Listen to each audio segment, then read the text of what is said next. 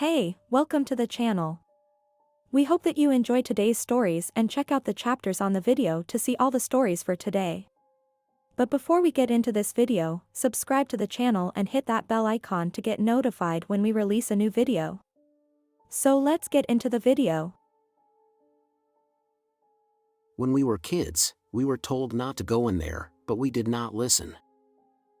Just wanted to share an incident that happened to me and my brother back in the summer of 2000. I was 8 years old at the time and my brother was 13. Context: at the time, my uncle was a major in the armed forces and was posted with this family to a small town in southern Pakistan called Panawakil. As we were in the middle of the summer break, me and my family were invited to stay at my uncle's place for a week, a long overdue chance to catch up with my cousins and spend some good old-fashioned family time. Just to describe the general layout of the house in a better way, army-allocated houses are slightly unorthodox. They comprise of a small two-bedroom home surrounded by large grounds on the front and back. The ground in the front was where all of us would play football or just generally hang about, and the ground in the back had a moderately sized pumpkin patch, a laundry unit, the kennels where the two dogs were kept, and more interestingly, a small enclosure with a gate on it, which was locked with a large padlock. Curious about that enclosure and having tried, and failed, to unlock it, me and my brother asked my uncle about what was inside, to which he politely told us that it was not important and under no circumstances should we try and get inside it, or fool around with the lock. Now, dear reader, do you think we abided by his instructions? Obviously not. Me and my brother roped in our cousins to try and get that lock open, but the darn thing couldn't budge. On top of that, there wasn't any crawl space or any crevice above the gate that I could climb on top of to get inside. It was like a sealed box in a sense. Making matters worse, we kicked the gate and hit the lock with whatever we could find, nothing.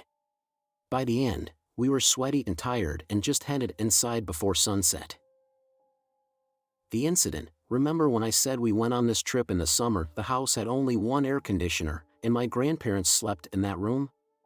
It was unbearably humid indoors, so all of us decided to sleep on the front lawn outside on traditional jute beds called manjees. This is pretty common, especially back in the day when air conditioners were not common in middle-class households. Me and my brother shared one manjee with our two cousins, completely oblivious as to what was about to happen to us. I remember this as if it was yesterday. I abruptly woke up to see everyone asleep around me, and at the foot of the bed was this massive shadowy silhouette standing there, looking straight at me. There were no features to this being: no face, no mouth, but just intense darkness where the eyes would have been. It was probably 8 to 9 feet tall. It towered over us. It didn't move, it didn't make a sound, it was just watching me. I remember being completely paralyzed. For at least 2 minutes I just lay there looking at this thing. I felt this warm dampness spreading down my leg. I wet my pants. I mustered some courage to try and wake my brother up, poked and prodded him until he jolted awake cursing under his breath, looked at that being and just shouted, "Mom! Mom! Mom! Mom!" waking up the whole family. This thing, in just a flash, bolted towards the back of the house, but not as if it was running away. All we could see was a long shadow, visible enough in the dim moonlight and the little bit of lighting outdoors, just flying off. My dad and uncle ran to the back of the house chasing this thing. The rest of the family eventually followed, and what we saw blew our minds. The door to that enclosure, the one we had been trying to open all day, was wide open, the padlock was on the floor, and inside was an unmarked grave. What followed was a thorough verbal bashing from my dad and uncle, who explained that the grave was that of a local elder and the locals requested to keep it locked at all costs, as there was a dwelling of jinns that was present to guard the grave. Our goofing around disturbed the entity and resulted in this paranormal occurrence. On a side note, I am not particularly religious, never have been, but this incident has always shaken me up because I have never been able to rationalize it. If you're enjoying today's video, smash that like button and consider subscribing to the channel for more videos and interesting stories. Now let's get back to the stories of our lives. My scariest paranormal experience. This happened when I was about 4. I know I was pretty small because the top of the mattress on my parents' bed was about eye level. That'll be relevant in a second. I slept in a little room that was attached to my parents' bedroom via a door. At some point one night, I had a bad dream, so I got up, opened the door into my parents' dark bedroom where they lay sleeping, walked a few steps to their bed and asked to get in bed with them. They drowsily agreed. Directly across from me and across the bed was another door that led to the hallway.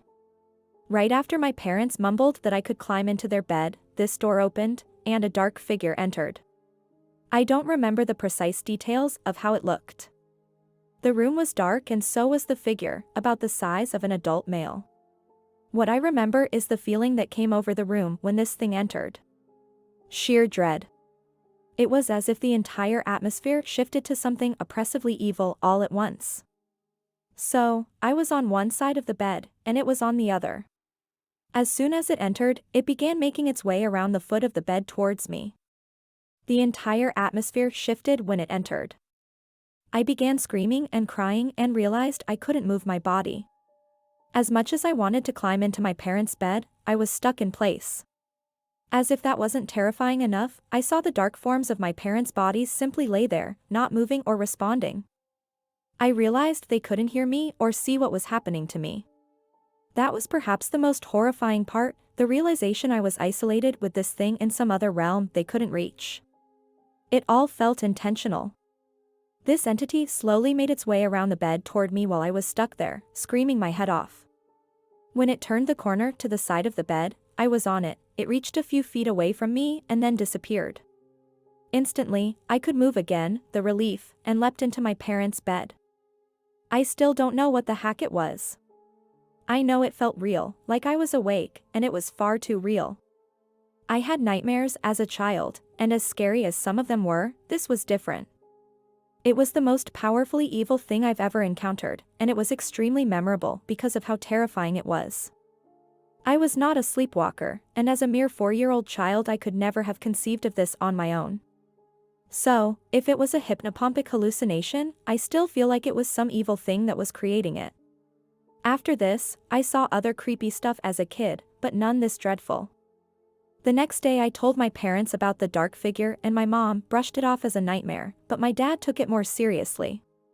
Later I found out he had also had a terrifying vision as a child, and how angry he was at whatever this presence was. Thankfully, I never saw it again, or at least not in that form. I have always wondered, was the door to the hallway still open when we all got up in the morning? I think something is happening in my house. I, a 26-year-old female, have moved in with my grandmother who has dementia. I am her caregiver. She lives in an older home, and she's lived here since the 60s, and the house is even older than that. I've only been here about 3 months now, but weird things keep happening in. The first thing happened 3 days in. I sleep in the upstairs bedroom, and my grandmother isn't capable of going up the stairs. I'm the only one up there. Around 1:30 a.m., I heard someone walking down my hallway. We have really creaky floors so you can hear everything. I went out and checked and saw nothing.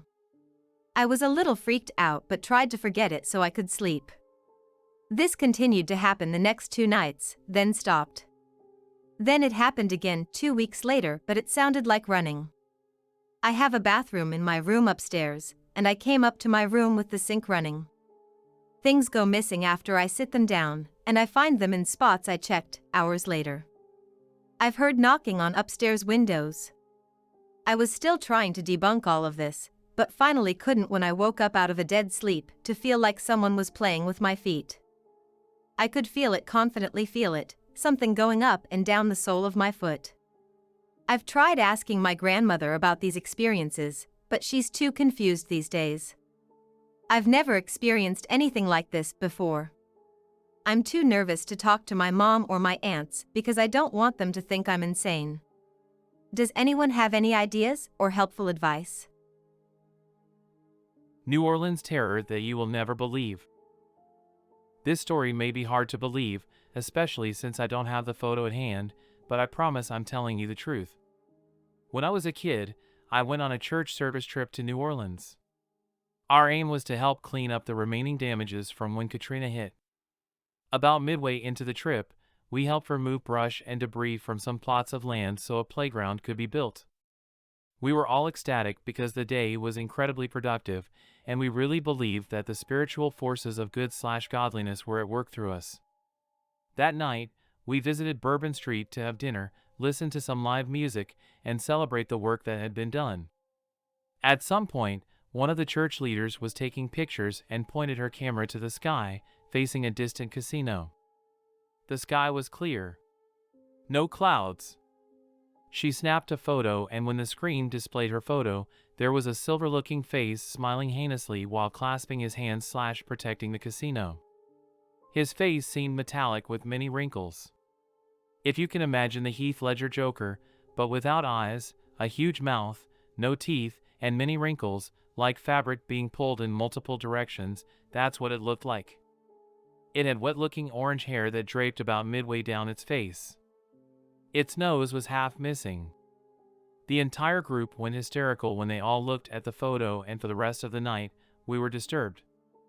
The joy we had felt all day instantly went away. Few of us slept. I had a variety of hallucinations in the dark of demons falling into me. I didn't get any sleep. There were a few girls in the room next to me whom I could hear crying in terror about what had taken place.